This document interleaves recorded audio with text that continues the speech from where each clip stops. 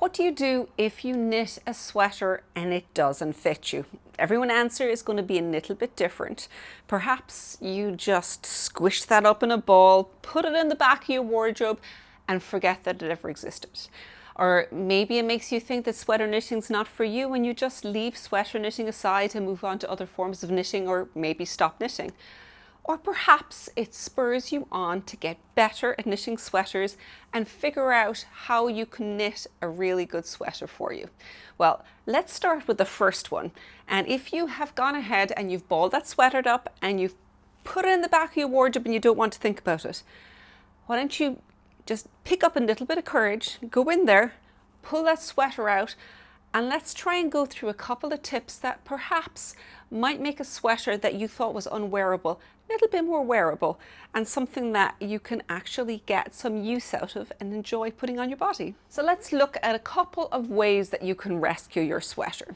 So to rescue the sweater, the first thing you need to look at is take it out. Put it on you, maybe even take a photograph, because sometimes taking a photograph or having a friend looking at it with you might perhaps help. Or you could take it and put it next to a sweater that you know fits you, that's in the same style, to decide what parts haven't worked.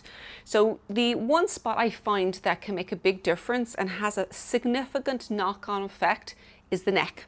So for instance, if you've got a sweater with the neck that's a little bit more open like this, particularly if it's a circular yoke, if the neck is stretched out, it will slide down. So that will mean the sleeves end up looking longer, the yoke might look really big and baggy down here, and it'll just look very open and start sliding off your shoulders.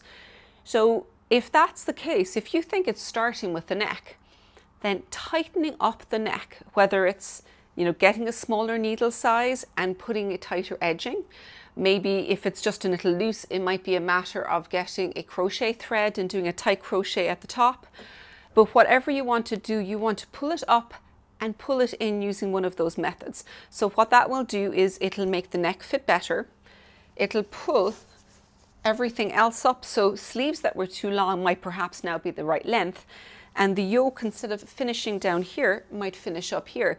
So that one simple change could have 3 potential benefits for your sweater. So I often think that the neck is well worth looking at because of the fact that most sweaters, particularly if it's a seamless sweater, all hangs from that.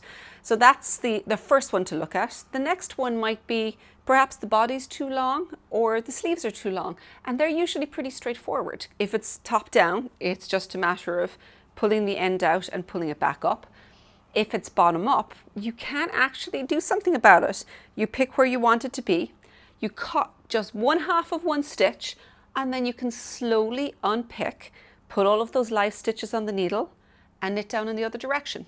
So you can, no matter which direction it comes from, you can actually rescue a sweater that is not fitting you. So those would be some of the more basic things, and it means that you can take that sweater that you spend time with and you can actually rescue it to find a new way of using it.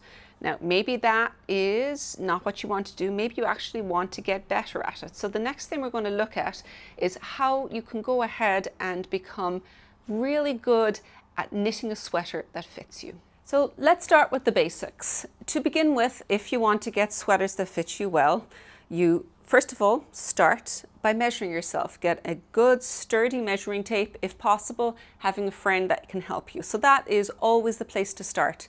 No assumptions, no thinking you know what your size is, just measure yourself. And then the next thing is to pick your yarn. Ideally, if you can't get the yarn that the pattern is written for, find something it is similar, same kind of fiber, spun in a similar way and the same weight, because particularly if you're starting, the closer you are to the pattern yarn, the easier it's going to be to get the similar effect or gauge with it. So then you knit that gauge swatch, you block it the same way you're going to block the finished sweater, and you measure the gauge swatch.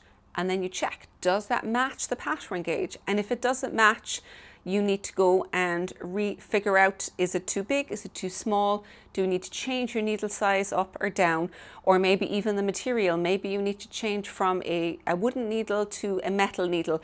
All of these things can have an impact on the gauge. And you need to decide, do you like the fibre that you've got, the actual fabric that you're knitting with? Is it still pliable enough, or are you trying to force a yarn to behave at a different gauge than it wants to?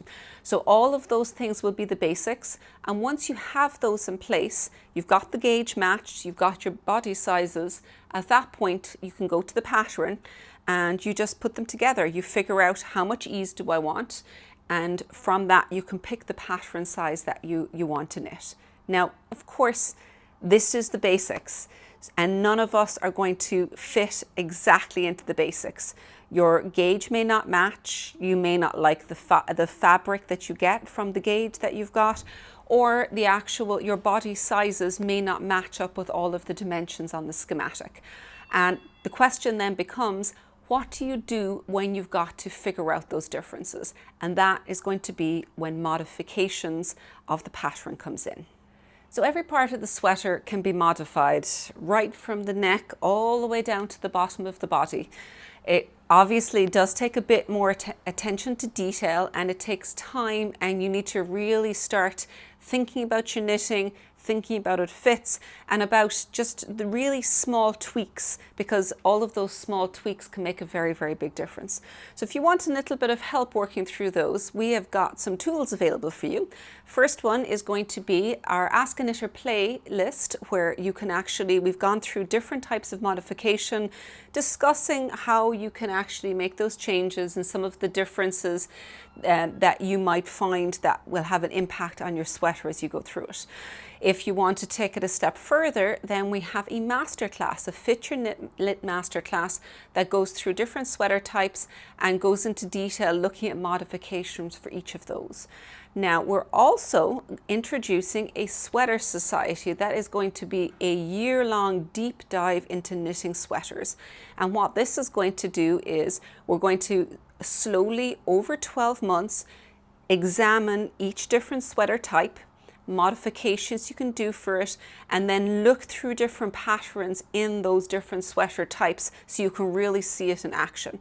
The aim of the 12 months is to take our time and really explore every possible sweater construction, so that you've got a very complete toolkit that you can then go on and use for any possible sweater that you might knit in the future.